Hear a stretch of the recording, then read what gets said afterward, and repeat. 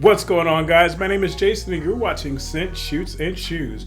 So we're back at it again with another episode of What's Good, the show where we talk about what's going on in the fragrance, gaming, and sneaker industry.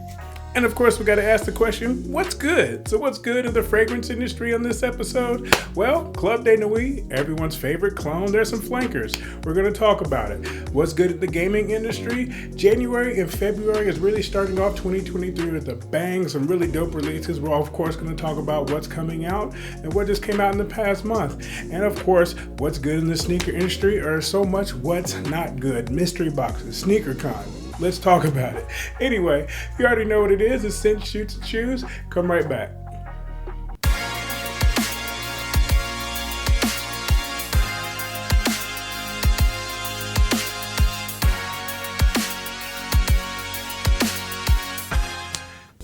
Welcome back, guys. And first and foremost, I have to apologize for my voice.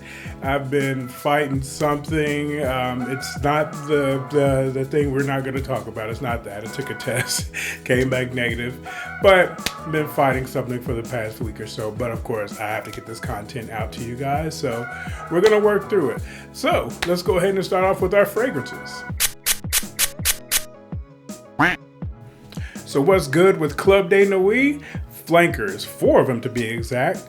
Everyone's favorite clone, that's right, I said it, everyone's favorite clone has dropped 4 new flankers over the past few months. And of course, we're going to talk about each one of them. And the flankers that have actually dropped, we actually have Urban Man Elixir. Now, that one was actually announced a little bit ahead of the other 3, but we're going to talk a little bit more about that. So we have Urban Man Elixir, we have Club de Nuit Blue Iconic, we have Club de Nuit Untold, and Club de Nuit White Imperial. So, as I stated, Club de Nuit Urban Man Elixir. You would think that it is a clone of Sauvage Elixir, right? It's not. It's actually a clone of Sauvage Eau de Parfum. Apparently there's a little bit of a twist of Creed Aventus in there. Again, haven't smelled it. It's brand new. I definitely do plan on getting a decant. I'm probably not going to buy a full bottle of it because I don't need another Sauvage clone. But I definitely do at least want to check it out. The one that's actually getting the most hype from what I've heard is Club de Nuit Untold, which is actually a clone of Baccarat Rouge 540, another super highly cloned fragrance, of course, by Mason Francis Kirkjohn. I love Baccarat Rouge 540. It is definitely very cloned. I mean, every clone house has their interpretation of it, but apparently this one is really good. I definitely am going to get a decant of that as well, and as well as Blue Iconic. Blue Iconic is apparently a clone of Bleu de Chanel. One of my favorite fragrances. I love Bleu de Chanel.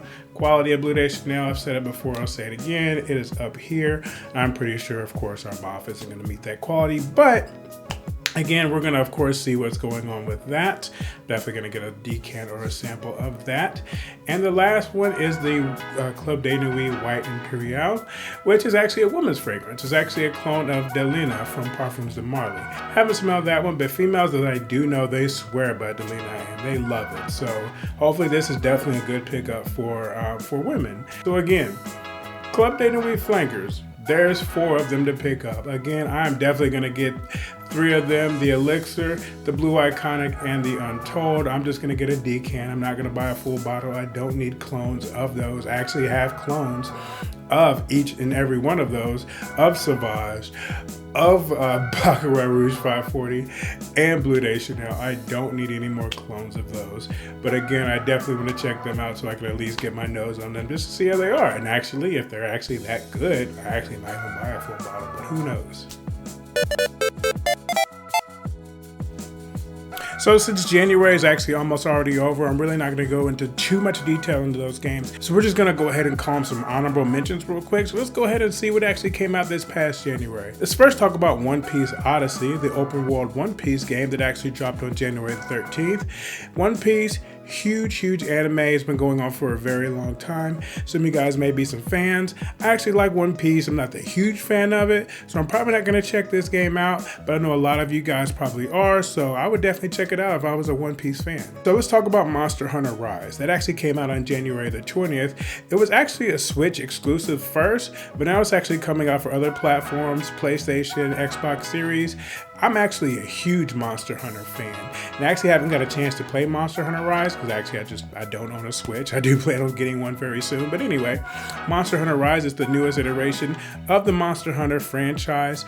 Definitely looking forward to getting that one and playing that one. Now that is on PlayStation, I am going to check that out. And the next game is actually one that I probably wouldn't be into normally, but the premise of this game actually looks pretty decent.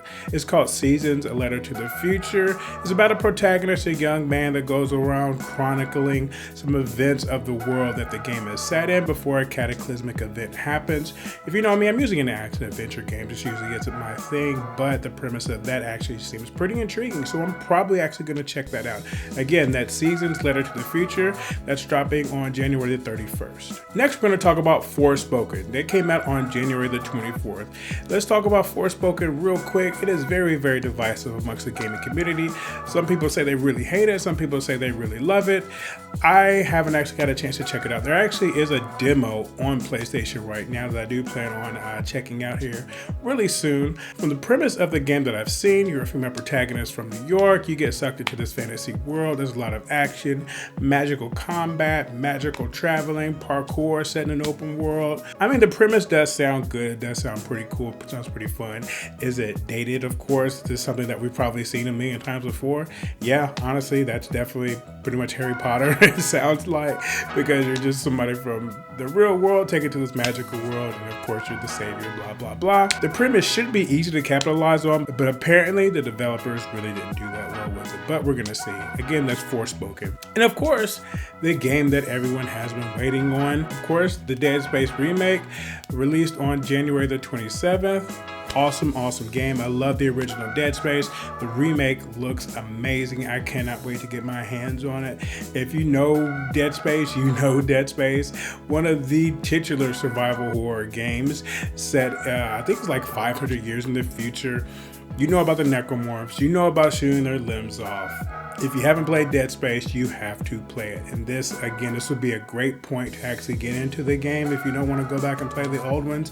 Dead Space 2, my favorite. I definitely hope they remake that when this trend keeps going. Reviews for Dead Space seem to be really, really high right now. And I definitely, again, can't wait to get my hands on it. January 27th, I cannot wait. I'm definitely going to play that.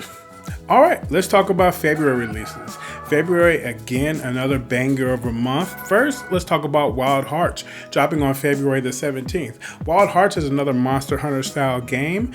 As I just literally said, I'm a huge fan of Monster Hunter, and this seems to be another take on it. You're obviously a protagonist battling huge monsters, taking them down the best way you know how. It looks like you have a lot of different weapons, traps. If you play Monster Hunter, you know the name of the game. Love that franchise. This seems to be another take on it. I believe it's coming out through EA, not really sure. Definitely should get some more information on that. But again, Wild Hearts looks to be really, really cool. Also coming out in February, another Destiny expansion, or another Destiny 2 expansion. It's called Lightfall. So Destiny, it's a huge game, huge franchise. I know a lot of you guys play that. I got into it a little bit, got on Destiny 1. I have Destiny 2, believe it or not. I bought it over years and years ago, and it's actually free to play now. I just never actually played it. But the first Destiny, I actually wasn't mad at. It was, Bungie, known for Halo. They actually went into that looter shooter vibe, which a lot of people are actually kind of gravitating towards now. And I will say this, Destiny has been a franchise that has actually had a lot of support, a ton of support. There's always expansions, always DLC, huge player base. Definitely something, if you're into Destiny, you are going to want to check that out. Again, that's the Lightfall expansion, dropping on February the 28th. And actually one that I'm really looking forward to because I just got into it. Not really just gotten into it, so to speak. I've actually been playing it over the past year or two, but I would say recently because this franchise has been out for actually pretty much like 20 years, almost 20 years now. And it's the Yakuza franchise. Yakuza, if you have not played the Yakuza games, they are awesome. They were really huge in Japan. There's so many games that we don't even have over here from the Yakuza franchise. And I started off chronologically, Yakuza 0, Yakuza Kiwami, actually playing through Yakuza Kiwami 2 right now, but I love the Yakuza games. So, there's a new one coming out. It's called, well, if you know about Yakuza, they've actually changed the name of Yakuza, of the Yakuza franchise, to Like a Dragon. Like the most recent Yakuza 7 is actually called Like a Dragon. They even changed the whole mechanics of it. It's turn-based, kind of pretty much a JRPG now, but anyway, that's a whole nother story. So the new Like a Dragon is called Like a Dragon Ishin. So it is actually set in basically like kind of like the samurai period. I'm not sure if it's the Edo period of Japan. If you know about the Yakuza franchise, it's actually modern day. You play as Kazama Kiryu. Yeah, again, you're a gangster, you're fighting people, beating them up, and you're basically kicking ass all over the streets of Tokyo, right? I'm pretty sure the actual fighting system is still used, but again, this is in a whole different setting, and apparently it's totally different characters. Basically using the premise of the Yakuza series, Like a Dragon series, and putting it into a samurai setting. Actually, I think that's awesome. It looks really good. Actually, Like a Dragon Ishin has been out in Japan for a pretty long time. And from what I've heard, this is actually like a remaster of that. I'm definitely going to be playing this one when it drops on February the 21st. And another game that's actually dropping on February the 21st is Atomic Heart. I love BioShock. Let me say that again. I love BioShock. I love BioShock 1, BioShock 2, BioShock Infinite, the whole thing. I think BioShock is definitely one of the best franchises that have released in probably the past 20 years. I've played the first BioShock so many times. BioShock 2, I think I maybe only played around through like once or twice. BioShock Infinite, I've definitely played through that a few times. So I love, again, the BioShock franchise. The reason I'm saying that is because Atomic Heart seems to be kind of like in that vein for what I've seen from the trailers and the previews. It looks kind of like a BioShock type game. It's set in the USSR. You're fighting a lot of crazy robots. Looks like you have some more powers, kind of like in the sense of BioShock with the plasmids. There's guns, there's melee weapons. It just looks awesome, guys. I cannot wait to actually check it out. And this is actually a game that's been on my radar for a long time. I think this was announced back in 2019, I want to say. So yeah, it took a while for that to actually come out. And I've been following the development cycle the whole way through. So again, looking forward to it. When the first video, even with the first videos I saw to now, it's always looked really intriguing. So I'm really looking forward to that. Again, that's called Atomic Heart, also dropping on February the 21st. And of course, the game that so many people are looking forward to, probably going to be the biggest, not going to say probably, it is going to be the biggest release of February, and that is Hogwarts Legacy. Yes, you heard that right. Hogwarts Legacy, the Harry Potter based game. I can't believe I mentioned Harry Potter twice in this video, but it is the Harry Potter based game based in the J.K. Rowling series. Everybody knows it's dropping on February the 10th. It is an open world Harry Potter game. Basically, there's been so many people asking for this for so long. Now, the game's not actually set during Harry Potter's time, or the time frame in which Harry Potter is actually in Hogwarts. It's set actually about 150 years before Harry Potter even shows up to Hogwarts. So it's totally different time setting. But again, you're still doing the same things. You're at Hogwarts, you're learning magic, you're using magic, you're fighting with magic. I'm not the hugest Harry Potter fan. I don't hate it. I'm not going to say I hate it at all. I actually like the movies, but I know there's those huge Harry Potter devotees. I went to Harry Potter World in Universal Studios, had the butterbeer, saw everything, rode some of the rides. I loved it. I think it was awesome. But again, I know there's some really huge Harry Potter fans out there, much more than me. This game is just going to put that over the top. There's been Harry Potter games before, like the Harry Potter Lego games and stuff, and then the Harry Potter mobile games. Those are really big, but this one seems to be the one that everyone's been asking for, everyone's been clamoring for. So again, I think this is going to whet the appetites of a lot of huge Harry Potter fans. I'm really looking forward to it. I'm going to play it. I can only hope that it's going to live up to the hype that it has. Harry Potter, well, not Harry Potter, but Hogwarts Legacy, dropping on February the 10th. So, what's good with mystery boxes at SneakerCon? Well, apparently not a whole lot if you're out here getting duds for $300. Yes, that's right. duds for $300. Let's talk a bit about it. So, SneakerCon, if you know what SneakerCon is, it's a traveling shoe convention that goes all around the country. Probably, I'm not gonna say probably, it is the biggest sneaker convention in the sneaker world. So SneakerCon's been traveling all over the country for years. Apparently there's a new event that's actually been happening, and it's based off of people purchasing mystery boxes. If you know what the concept of a mystery box is, that mystery box itself isn't nothing new. Mystery boxes have been plaguing events and video games and all kind of stuff for a while now. But due to social media and of course the way that stuff spreads, mystery boxes have been actually getting some hype. A guy named Chase Briner has been running the mystery boxes at SneakerCon. Again, $300 for a box. You have no idea what's in it. Apparently it can be super hyped shoe or it could be a dud. The videos that are circulating on social media, of course, they are all of the duds.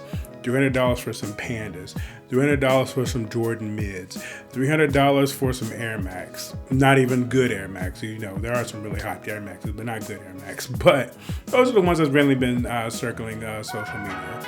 And I think what's really been catching a lot of people is the fact that a lot of these are kids. A lot of these kids are getting taken for $300. Now, of course, apparently from Chase Briner, he has been saying that people aren't showing the good releases, the good drops that they've actually been getting through the mystery boxes, which have been apparently, as he says, Lost and Founds, which came out months early, Off-White Air Force Ones, Travis Scott's. Apparently these have been in the mystery boxes as well. So, which in and of itself, of course, if you pay $300 for those, yeah, you're actually getting a pretty decent deal. But again, social media has done its thing. Those videos, if they are available, I haven't really seen too many of those videos. The ones where people are getting dud after dud after dud, those are the ones that are really circulating social media. And it's become such an issue that SneakerCon itself has actually responded to this mystery box controversy. So according to SneakerCon, they have released a statement stating that we are aware of the mystery boxes put together at our events and are currently assessing the situation. SneakerCon's objective is to create a safe and welcoming environment for all attendees, and we will be developing a position on these type of activities reflective of that. That is SneakerCon's official statement on the controversy. To be honest, let's say this. I will be mad as hell if I gave you $300 and I got some Jordan mids. Not that all mids are bad. I'm not even opposed to Jordan mids, but we know I can't even think of a Jordan mid that's going to get $300, even going to get close to getting me my money back. So yeah, I mean, again, it is what it is. It is a gamble, which that's a whole nother conversation. Why is there gambling at a family-friendly event? It's SneakerCon. There shouldn't be gambling involved. Anytime that there's a situation like that and there's going to be gambling involved, especially with kids, it's a lose situation. I don't care if you do get Travis Scott for $300. It's gambling. I think that's something that should not be in the vicinity of children. Again, that's my take. I'm not a prude when it comes to a lot of things, but stuff like that, kids shouldn't be taught about gambling. That's just not a win situation in my eyes. But hopefully SneakerCon does something about it. Mystery boxes, I'm not going to do it. I'll do it on a video game or something. I'm not giving you $300 for a mid. That's just me. I'm sorry, I'm not going to do it. All right, and that'll do it for this episode of What's Good. Thank you guys for sticking around. Of course, you already know what I'm going to say. Don't forget to like, subscribe, and share, and comment. Tell me what you think about the things that were discussed in this episode. Was it good? Was it bad? Do you agree? I want to hear from you guys. Let me know what's up. And as I head out, you know I'm going to leave you with these words. If you like me, you may love a lot of things, but none of it matters unless you truly love yourself. And as always, smell great, have fun, and stay fly. My name is Jason. Thank you guys for watching. I'm out. Peace out.